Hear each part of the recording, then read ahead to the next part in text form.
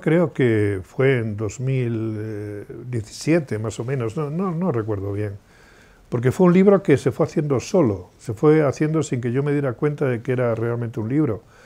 Decía Proust, ¿no?, que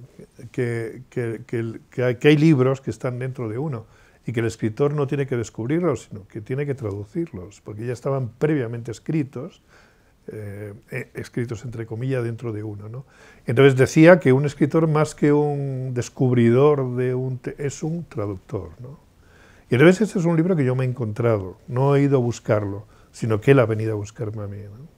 Si uno mira su pasado, lo que encuentra es una antología de fragmentos. Lo demás ha sido destruido por el olvido. Y esa antología de fragmentos es lo que es mi libro. Mi libro es un muestrario de fragmentos antológicos, porque toda vida es una antología. Sí, este libro enlaza con El balcón en invierno. Si El balcón en invierno es, digamos, un retrato figurativo, este es un relato más bien impresionista, un retrato más bien impresionista con, bueno, quizá más subjetivo y con un toque ensayístico. Digamos que un 75% de narración, un 15% de ensayo y, bueno, unos gramos de poesía y conservantes y demás, ¿no? El título del Huerto de Emerson, pues porque Emerson es un filósofo norteamericano, ¿no?, que dice que todos somos únicos, que todos somos originales, y lo compara como si hubiéramos todos recibido en herencia un terrenito, un huerto, donde tenemos que cultivar lo nuestro, ¿no? Y en eso consiste el modo de ser más creativo y personal de nosotros. Es el arte de ser nosotros mismos, ¿no? Por eso se llama así, porque eso es lo que yo intento ofrecer en este libro, lo más original y lo más creativo de lo que hay en mí, de mi huerto, de lo que he cultivado en mi huerto a lo largo de muchos años. Yo creo que cuando uno realmente escribe lo que recuerda, está escribiendo realmente lo que siente, con la doble ventaja además de que el alma o el corazón ha depurado la experiencia y ha depurado el sentimiento. Nunca se escribe más con el corazón que cuando se escribe lo que se recuerda. El recuerdo no miente si realmente es sincero. Puede mentir, sí, pero son mentiras sinceras. Quiero decir que no deja de ser nunca verídico, son mentiras del corazón. Pero la memoria es muy novelera y hay que aceptar también el añadido imaginario que la memoria le da a los recuerdos. Bueno, es que yo creo que lo más difícil para un escritor no es tanto escribir bien, lo más difícil es encontrar su mundo. Que eso lo decía Flaubert también, ¿no? Es decir, encontrar aquello que solamente él puede contar y que nadie puede contar, que son experiencias intransferibles, únicas, profundamente originales. Esas son las ciegas marcas.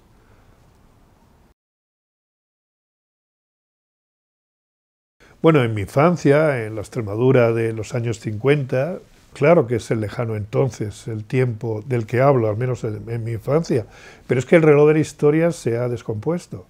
Y ahora los años 70 u 80 del siglo XX casi pertenecen más al XIX que al XXI. Todo es muy raro. Y no digamos los años de mi infancia, los años 50, que efectivamente es un lejano entonces porque perteneces al ámbito de la novela histórica casi, ¿no? Y es que ha habido un acelerón histórico tremendo, ¿no? Es un mundo que no tiene nada que ver con el de hoy. Date cuenta que yo en mi infancia no teníamos luz eléctrica, no teníamos agua corriente, en mi familia nunca hubo coches, ni motos, ni bicicletas, solamente caballerías, porque era una familia absolutamente campesina por todos lados, ¿no? Y en un pueblo además, donde todo se mitificaba, no ya Madrid, y no digamos Nueva York, sino Badajoz, por ejemplo. Badajoz era una ciudad mítica, ¿no? Era como, yo qué sé, como las novelas del oeste de Nueva Orleans o cosas así, ¿no? De manera que, bueno, lo recuerdo con muchísimo cariño y cómo era entonces la vida, pues la gente no viajaba, la familia toda se reunía, incluso los vecinos, en invierno alrededor de la lumbre se contaban cosas, entonces el ocio se lo tenía que gestionar uno. No había ni televisión y apenas había radio, porque como no había luz eléctrica, pues salvo que alguien tuviera un transformador o algo, no había manera, ¿no?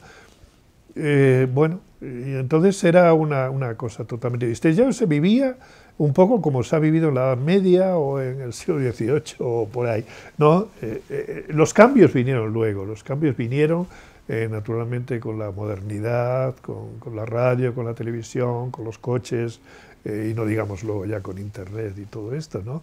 Pero era un mundo más cerca a la Edad Media que al mundo actual, ¿no? Bueno, en realidad, por supuesto, es un libro verídico y es un libro además profundamente sincero. Eso lo he sentido yo mientras lo escribía.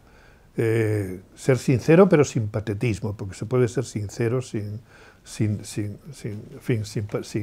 ponerse patético. Y bueno, y luego, claro, lo que uno recuerda está contaminado por la imaginación, porque la memoria, como ya dije, es muy novelera. Y uno tiene que aceptar, pero la intuición te dice cuando estás escribiendo realmente la verdad y en ningún momento, a pesar de que me he inventado detalles, me he inventado cositas, en ningún momento he tenido ni remotamente la impresión de que estaba mintiendo, que estaba alterando los hechos esenciales. Uno cultiva su huerto, pero también puede robar frutos en huertos ajenos. Todos lo hemos hecho, todos. No hay escritor que no haya ido a huerto ajeno de noche a robar algo, ¿no? Pero lo importante es darle un sello personal, ¿no? O sea que la experiencia de cualquiera se nutre de lo que uno es, pero también de lo que uno ve, lo que uno lee, etc. Pero todo eso, al final, es la producción del huerto propio, ¿no? Yo empecé a escribir con 15 años, ¿no? Pero fue hacia los 30 años cuando realmente la literatura me vampirizó y entonces fue como si me metiera en un convento, ¿no? Y desde entonces la literatura fue todo para mí, ¿no? La literatura lo fue todo. Y la vida se fue difuminando y fue quedando un poco lejos, ¿no? De manera que mi vida se fue literaturizando y cada vez era más literatura y cada vez era más soñar la vida, porque escribir es soñar la vida, ¿no? Y bueno, pero sí, he vivido y a partir de los 30 años he soñado la vida más bien.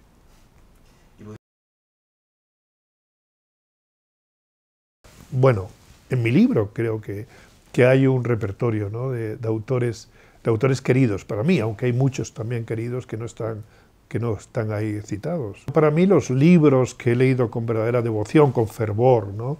Son libros vividos que se han incorporado a mis experiencias. De modo que a veces me pasa como con los sueños, que a veces no sé si lo he soñado o lo he vivido. Y entonces lo mismo me ocurre con esto. Leer es una experiencia vital. Claro que es una experiencia vital. Pensemos en Don Quijote, que no distingue entre la ficción y la realidad, ¿no? Como entre el sueño y la vigilia también nos ocurre, ¿no? De manera que, bueno, todo va... La memoria es muy novelera y todos los ingredientes van al mismo puchero, ¿no? Y de ahí, y eso es lo que somos, ¿no? Todo ese revoltijo de cosas, ¿no?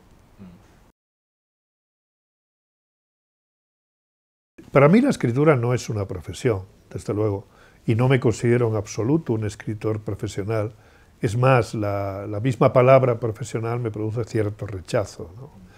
Porque además yo cuando escribo lleno de incertidumbres, tengo que reinventar el oficio, tengo que reaprenderlo cada vez que escribo y nunca estoy seguro de lo que voy a hacer. A mí a veces me piden un artículo para un periódico y digo, bueno, intentaré hacerlo, pero nunca aseguro que vaya a hacerlo, ¿no? Porque no estoy seguro de si va a salir o no va a salir. De manera que yo no creo que esa sea una profesión. Desde luego, si yo me voy a montar en un avión o me van a operar y el piloto o el cirujano son como yo, desde luego no me pongo en sus manos. Esos sí son profesionales. No, yo no me considero un profesional de la escritura, no. Hay escritores que sí, hay escritores que van sobre seguro y que escriben, además muy buenos escritores, ¿no? que escriben y además les sale muy bien porque dominan su oficio, tienen un modo de componer y de escribir que les funciona y escriben novelas sin esas incertidumbres y sin esos pactos tremendos, ¿no?, que me ocurren a mí, pero es mi caso, yo hablo por mí, no hablo por los demás. Claro que hay escritores profesionales, Balzac lo era, y Dickens también, probablemente, supongo que lo eran en el siglo XIX, casi todos eran profesionales, ¿no? Los consejos estos que yo doy, esa especie de plegaria, ¿no?, al señor de la gramática y de la invención, son experiencias mías personales de escritor. Bueno, algunas las he pillado de huertos ajenos, claro, como no, pero bueno, las he hecho mías, ¿no?, las he incorporado a mi modo de ver las cosas. De manera que, bueno, yo tengo cientos y cientos y cientos de normas que me doy a mí mismo para no olvidarlas, de consejos que me doy a mí mismo sobre cómo hay que escribir, sobre el estado psicológico a la hora de escribir, sobre tecniquerías, pequeñas cosas a la hora de armar la frase. En fin, sí, tengo ahí un bagaje enorme, ¿no?, de cosicosas que he ido elaborando a lo largo de tantos años escribiendo, ¿no? Vivimos en un mundo realmente disperso, donde efectivamente lo que se necesita es lentitud, soledad y concentración. Porque todo lo que de bueno ha hecho la humanidad se ha hecho desde la lentitud, la soledad y la concentración. Esas son virtudes extraordinarias. Hoy vamos demasiado rápido, vamos como zapeando por la vida, no nos concentramos en nada, andamos dispersos, porque recibimos tanta información, ¿no?, y tantas alternativas de ocio y de diversión, que la soledad, el recogimiento, la concentración, la lentitud, nos son un tanto ajenos, ¿no? Pero yo a mis alumnos siempre les hablaba de esas tres virtudes, y siempre les decía, si realmente queréis ser vosotros mismos, si queréis saber lo que valéis, os lo tenéis que currar, y os lo tenéis que currar con las tres patas de ese taburete, ¿no? Que el secreto del arte en parte está en prolongar, ¿no?, la infancia, en seguir siendo el niño que uno fue, porque ese niño va a aportar esos dones maravillosos que son la intuición y el asombro, que tan fáciles son de niños y luego tan difíciles ya van siendo de mayor, ¿no? Entonces el niño que uno fue, con esos dones extraordinarios, se une al sabio, más o menos, o al hombre experimentado, o la mujer experimentada, que uno llega a ser. Y entonces el niño y el sabio hacen un dúo maravilloso. Es como si la cigarra y la hormiga trabajaran juntos, ¿no?, y tuvieran una sociedad ahí. Entonces es magnífico. Yo creo que el arte tiene mucho que ver con el lenguaje infantil, con la intuición, con el instinto, eso que tenemos tanto de niño y que vamos perdiendo con la edad, ¿no?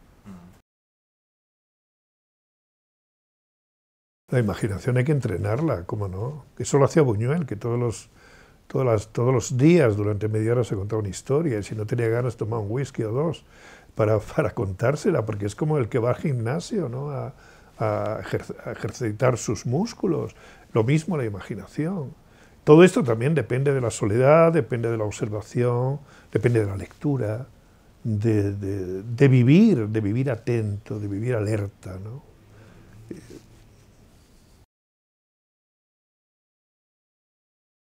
Lo mismo pasa con el asombro ese que teníamos espontáneamente de niños, luego de mayores tenemos que entrenarlo, porque ¿qué? Las cosas ya, el peor enemigo del conocimiento es la costumbre, porque las cosas ya están sabidas, ¿no?, y entonces no nos asombramos de ella.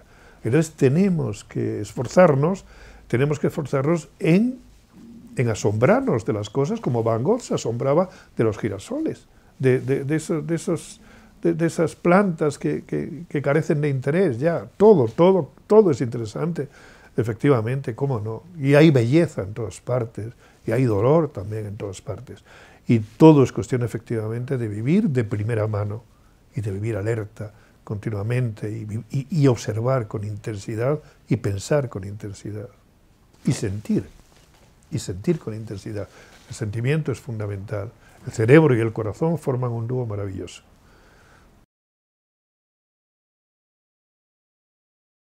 Bueno, la capacidad de asombro se cultiva, pues, por ejemplo, leyendo, sin ir más lejos, pero también observando, también escuchando a los demás, también recogiéndose en uno mismo para procesar lo que uno ha observado, lo que uno ha escuchado, lo que uno ha leído.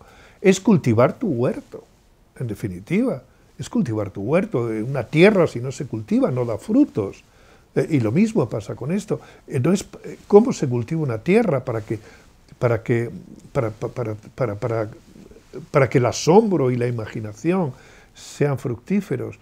Todos esos dones que hay dentro de nosotros y que muy a menudo no les hacemos caso o no los entrenamos, ¿no?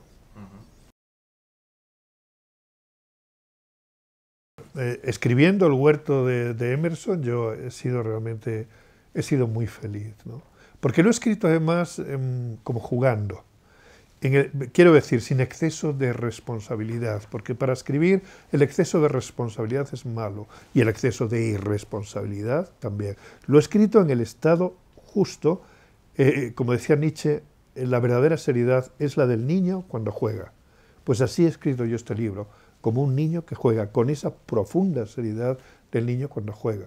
Y eso, no sé, me ha aportado una gran felicidad, por tanto me siento muy agradecido a este libro.